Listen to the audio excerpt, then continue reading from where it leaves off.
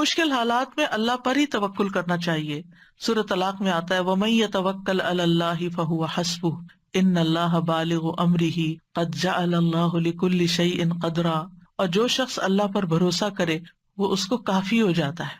یعنی اللہ پر ڈپینڈ کرے، اللہ سے مدد مانگے، اللہ کی طرف رجوع کرے. اللہ اپنا کام پورا کر کے رہتا ہے. بلا شبہ اللہ نے ہر چیز کا ایک اندازہ مقرر کر رکھا ہے، ایک وقت مقرر ہے اس مشکل سے نکلنے کا. ابن رجب کہتے ہیں مصیبت کے ساتھ راحت اور تنگی کے ساتھ آسانی کے باریک رازوں میں سے ایک راز یہ ہے کہ جب مصیبت شدید اور بڑی ہو جائے تو بندہ مخلوق کی طرف مائل ہونے سے مایوس ہو جاتا ہے، بندوں سے مایوس ہو جاتا ہے. اس کا دل اللہ وحدہ کی طرف متوجہ ہو جاتا ہے، اور یہ اللہ پر بھروسے کی اصل حقیقت ہے. اور یہ ان سب چیزوں سے بڑی چیز ہے جو حاجات سے مطلوب ہے، کیونکہ جو اللہ پر توکل کرتا ہے اللہ اسے کافی ہو جاتا ہے. یعنی پہلے ہمیں لوگوں پہ بڑا مان ہوتا ہے، یہ کام کرے گا، یہ فلاں میرا ساتھ دے گا، فلاں بھی ہے، فلاں بھی. لیکن جب کوئی ساتھ نہیں دیتا تو پھر انسان بندوں سے مایوس ہو کے صرف اللہ کی طرف رجوع کرتا ہے، اللہ کا بن جاتا ہے. اور اللہ تعالیٰ ہم سے چاہتا بھی یہی ہے کہ ہم اس کے بندے بن جائیں، اسی پر بھروسہ کریں، اس کی طرف رجوع کریں، اس کے لیے خالص ہو جائیں، اپنی دعاؤں میں اور زیادہ اخلاص پیدا کر لیں. اور پھر آپ دیکھیں کہ جو اللہ سے حسن ظن رکھتا ہے اللہ سبحانہ و تعالیٰ اس کو مشکل سے نکال دیتا ہے. غار ثور میں جب حضرت ابوبکر پریشان ہو گئے تھے کہ دشمن تو سر پہ آ گئے ہیں، تو نبی صلی اللہ علیہ وسلم نے کیا فرمایا؟ لا تحزن ان اللہ معنا، غم نہ کرو اللہ ہمارے ساتھ ہے. اور یہ کہنے کی دیر تھی فانزل اللہ سکینتہ علیہ، اللہ نے اس پر اپنی سکینت نازل کر دی. وَأَيَّدَهُ بِجُنُودٍ لَمْ تَرَوْهَا، ایسے لشکروں سے مدد کی جو تم نہیں دیکھ رہے تھے، اور کفار نامراد پلٹ گئے. پھر یہ ہے کہ مشکل میں اپنی تمام حاجات صرف اللہ کے سامنے رکھنی چاہیے. رسول اللہ صلی اللہ علیہ وسلم نے فرمایا جسے انتہائی شدید حاجت آ پڑے اور اس نے اسے لوگوں پر پیش کر دیا تو اس کی حاجت دور نہ ہوگی، اور جس نے اللہ پہ پیش کیا عنقریب اللہ اسے بے پرواہ کر دے گا، یا تو جلد ہی موت آ جائے گی یا جلد غنی ہو جائے گا. پھر یہ کہ اس بات پر پورا یقین رکھنا چاہیے کہ مشکل دور ہوگی انشاءاللہ. حسن ظن، خوش گمانی، سیجعل اللہ بعد عسر یسرا، یہ اللہ ہی کا وعدہ ہے. یعنی سختی کے بعد آسانی، تنگی کے بعد وسعت، اور فقر کے بعد مالداری اللہ تعالیٰ ضرور عطا کرے گا. پھر آپ دیکھیے کہ یہ یقین کہ ہر تنگی کے ساتھ دو آسانی ہے، فَإِنَّ مَعَ الْعُسْرِ يُسْرًا، إِنَّ مَعَ الْعُسْرِ يُسْرًا، یعنی ہر مشکل کے ساتھ آسانی ہے، بے شک اسی مشکل کے ساتھ ایک اور آسانی ہے. یعنی مشکل بیچ میں اور آسانیاں دونوں طرف ہیں. نبی صلی اللہ علیہ وسلم نے فرمایا مدد صبر کے ساتھ ہے، کشادگی تنگی کے ساتھ ہے. بے شک ہر مشکل کے ساتھ ایک آسانی ہے، بے شک اسی مشکل کے ساتھ ایک اور آسانی ہے. ابن مسعود کہتے ہیں مشکل اگر کسی بل میں داخل ہو جائے، سوراخ میں، تو آسانی بھی آتی ہے، یہاں تک کہ وہ بھی اس کے ساتھ داخل ہو جاتی. یعنی اگر مشکل کہیں گھسی ہے آسانی بھی ساتھ گھس جائے گی. پھر یہ کہ کشادگی آنے تک جتنی دیر یا جتنے دن تنگی ہے انسان زیادہ سے زیادہ اللہ تعالیٰ کی طرف رجوع کرے. اور اگر معاملات آسان نہیں ہو رہے تو اللہ تعالیٰ کو بلیم کرنے کی بجائے کہ اللہ تعالیٰ دعا نہیں سنتا، یا لوگوں کو بلیم کرنے کی بجائے کہ یہ میری مشکل کا سبب ہے، کیا کرے؟ خود کو ملامت کرے. میری عبادت میں کمی ہے، میری کوئی غلطی ہے، میری نافرمانی ہے، میری دعاؤں میں کمی ہے، میری دعائیں کمزور ہیں. انسان اپنے اندر کی غلطی کو تلاش کرے. ابن رجب کہتے ہیں جب مومن پر مشکلات کے دور ہونے میں دیر ہو جائے اور وہ بہت زیادہ دعائیں مانگ مانگ کر اور عاجزی کر کے مایوس ہو جائے اور دعا کی قبولیت کے آثار ظاہر ہی نہ ہوں، تو وہ اپنی ذات کی طرف رجوع کرے اور خود کو ملامت کرے. اپنے نفس کو کہے اے نفس یہ ساری مصیبت تیرے اپنی وجہ سے آئی ہے، اگر تیرے اندر کوئی خیر ہوتی تو تیری دعا قبول ہو جاتی. اور انسان کا اپنے نفس کو ملامت کرنا، یہ کہنا I was wrong, I am wrong، اللہ کو بہت سے نیک اعمال سے زیادہ محبوب ہے، کیونکہ لا الہ الا انت سبحانک انی کنت من الظالمین. اللہ تعالیٰ میری غلطی ہے، آپ کا کوئی قصور نہیں، ساری بھلائی تیرے ہاتھ میں ہے. سبحانک، تو پاک ہے ہر نقص اور عیب سے، غلطی میرے اپنے اندر ہے، مجھے میری غلطیاں دکھا دے، مجھے ان پر توبہ کی توفیق دے دے، مجھے اصلاح کی توفیق دے دے. آدم علیہ السلام کی توبہ کیسے قبول ہوئی تھی؟ آسانی کیسے ہوئی تھی؟ ربنا ظلمنا انفسنا وان لم تغفر لنا وترحمنا لنکونن من الخاسرین. اللہ ہم نے اپنی جان پر ظلم کیا، اگر تو ہمیں بخشے گا نہیں اور تو ہم پہ رحم نہیں کرے گا تو ہم ضرور خسارہ اٹھائیں گے. تو ہوتا بھی یہی ہے، ما اصابک من مصیبت فبما کسبت ایدی، یعنی تمہارے اپنے ہاتھوں کی کمائی سے تم پر مشکل آئی ہے. یعنی اگر انسان دعا کی قبولیت کا اہل نہیں، یعنی ایک انسان ہے مستجاب الدعوات ہے، ادھر دعا کرتا ہے ادھر دعا قبول ہوتی ہے، ادھر مشکل آسان ہو جاتی. ایک انسان ہے وہ ایسا نہیں ہوتا، دعا کرتا ہے مشکل آسان نہیں ہوتی. پھر کیا ہے؟ مطلب یہ ہے کہ ابھی وہ اس کا اہل نہیں کہ اس کی دعا قبول ہو. لہذا وہ جب اپنی غلطی کا اعتراف، اپنے گناہوں کا اعتراف اور استغفار کی کثرت کرتا ہے تو گناہ مٹ جاتے ہیں اور رستے آسان ہو جاتے ہیں. تو استغفار بہت فائدہ مند چیز ہے ہر تنگی اور رکاوٹ دور کرنے کے لیے. جیسے مال میں تنگی آئی ہے، یا اولاد میں ہے، یا کاروبار میں ہے، یا کسی بھی طرح کی دل میں تنگی ہے، رزق میں تنگی ہے، استغفار کی کثرت ان ساری رکاوٹوں کو استغفار دور کرتا ہے.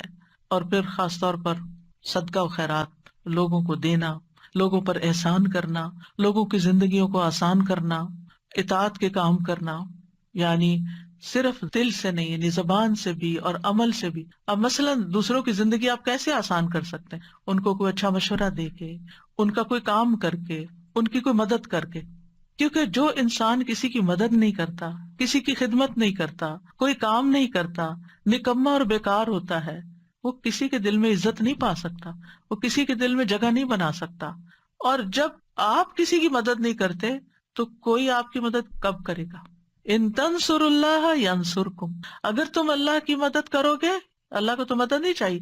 مطلب کیا ہے؟ اللہ کے دین کی، یا اللہ نے جہاں جہاں مدد کرنے کا کہا ہے، ینصرکم، تو مدد تمہارے پاس آئے گی. حدیث میں آتا ہے کہ جو بندہ بندوں کی ضروریات پوری کر رہا ہوتا ہے، اللہ تعالیٰ اس کی حاجتیں پوری کر دیتا ہے. لیکن اگر ہم سستی کا شکار ہوں، اور اگر ہم صرف اپنی ہی دنیا میں کھوئے رہیں اور بندوں کے لیے خیر اور بھلائی کا باعث نہ بنے، تو زندگی تنگ ہونے لگتی ہے. اور پھر نماز اور صبر کے ذریعے مدد حاصل کرنا، ہمت کرنا اور صبر کرنا. وَاصْبِرْ عَلَىٰ مَا أَصَابَكَ إِنَّ ذَلِكَ مِنْ عَزْمِ الْأُمُورِ. صبر کے نتیجے میں تکلیفیں دور ہو جاتی ہیں. ابن قیم کہتے ہیں 3 چیزیں انسان کو آزمائش پر صبر کرنے پر آمادہ کرتی ہیں. نمبر 1 یہ کہ انسان اچھے بدلے کو ذہن میں رکھے. یعنی تکلیف کیسے آسان ہوگی کہ انسان سوچے میرے لیے اجر ہی اجر ہے، جتنی دیر یہ تکلیف ہے دل خوش ہو جائے گا اس کا.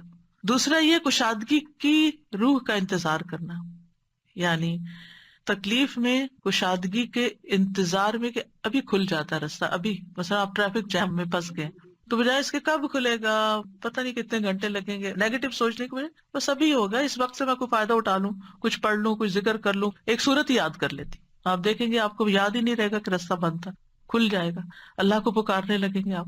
اور تیسرا یہ کہ مصیبت کو 2 چیزوں سے دور کرنا، یعنی بندہ اپنے اوپر اللہ کی نعمتوں کو شمار کرے، اور اگر وہ انہیں گننے اور شمار کرنے سے عاجز آ جائے گا تو وہ مصیبت اس پہ آسان ہو جائے گی جس میں وہ مبتلا ہے، کیونکہ وہ اتنی ہی نعمتیں یاد کر لے گا کہ وہ کہے گا یہ کیا مشکل ہے. پھر قرآن سے تعلق جوڑنا. ابن قیم کہتے ہیں کسی نیک آدمی سے کہا گیا ہم روزانہ کتنا قرآن پڑھیں؟ انہوں نے کہا اتنا پڑھو جتنی آپ خوش نصیبی اور سعادت چاہتے ہو، یعنی جتنی خوش نصیبی چاہتے اتنا پڑھتے جاؤ. بعض مفسرین کہا کرتے تھے جنہوں نے قرآن کی تفسیریں لکھی ہیں، ہم قرآن پڑھنے میں مشغول ہوئے تو ہمیں دنیا میں برکات اور خیرات نے ڈھانپ لیا، کیونکہ قرآن جو ہے وہ ہیلنگ بھی کرتا ہے، قرآن شفا ہے. پھر مشکل حالات میں جزا فضا نہیں کرنی، رونا دھونا نہیں، فضول باتیں نہیں کرنی، چڑچڑا پن نہیں ظاہر کرنا. رسول اللہ صلی اللہ علیہ وسلم نے فرمایا 2 آوازیں دنیا اور آخرت میں ملعون ہیں، نعمت ملنے پر گانا بجانا یعنی میوزک اور یہ سب کچھ، اور مصیبت کے موقع پر جزا فضا کرنا، رونا، حال دعائی، چیخ چلانا، یہ سب. پھر آپ دیکھیے کہ بندوں سے شکوہ نہیں کرنا. کیا ہوتا ہے مشکل ہوتی، اس کو سنا کہانی، اس کو سنا، اس کو سنا، اور اس سے کیا ہوتا ہے وہ وقتی طور پہ انسان کو تھوڑے سے کتارسس محسوس ہوتا ہے، دعا میں کمی آ جاتی. جب دل بھرے اور دعا کثرت سے کرے تو وہ زیادہ فائدہ مند ہے. رسول اللہ صلی اللہ علیہ وسلم فرماتے ہیں کہ اللہ تعالیٰ نے فرمایا جب میں اپنے مومن بندے کو آزماتا ہوں اور وہ تیمار داری کرنے والوں کے سامنے میرا شکوہ نہیں کرتا، یعنی بیمار ہوتا ہے تو اللہ کی شکایت نہیں کرتا، تو میں اس کو اپنی قید سے آزاد کر دیتا ہوں، اس کے پہلے گوشت کے عوض بہترین گوشت عطا کرتا ہوں، اور اس کے پہلے خون کے بدلے بہترین خون عطا کرتا ہوں، اور وہ اثر نو پھر عمل کرنا شروع کر دیتا ہے. پھر مشکل حالات میں کمزوری نہیں دکھانی چاہیے، کمزور نہیں پڑنا چاہیے مشکل کے آگے، کیونکہ اللہ والے ایسے ہی ہوتے ہیں. وَكَأَيٍّ مِّن نَّبِيٍّ قَاتَلَ مَعَهُ رِبِّيُّونَ كَثِيرٌ فَمَا وَهَنُوا لِمَا أَصَابَهُمْ فِي سَبِيلِ اللَّهِ وَمَا ضَعُفُوا وَمَا اسْتَكَانُوا. نہ وہ کمزور پڑے، نہ ہمت ہاری، نہ دبے، اور اللہ صبر کرنے والوں سے محبت کرتا ہے۔ پھر یہ کہ تکلیف کے وقت بھی نعمتوں پہ نظر رکھ کے ان کا شکر ادا کرتے جانا، یعنی بجائے اس کے کہ تکلیف کا ذکر کرتے رہنا، اس کی بجائے اللہ نے یہ بھی دیا، اللہ نے یہ بچایا، اللہ نے یہ احسان کیا ہے، اس کا زیادہ ذکر کرنا۔ مثلا کسی کا کوئی فوت ہو گیا، کچھ لوگوں کے پاس آپ تعزیت کے لیے جاتے ہیں نا، تو وہ بہت مایوسی کی باتیں کرتے رہتے ہیں، یہ چلا گیا، اس کا کیا ہوگا، فلاں کیا ہوگا، فلاں فلاں فلاں۔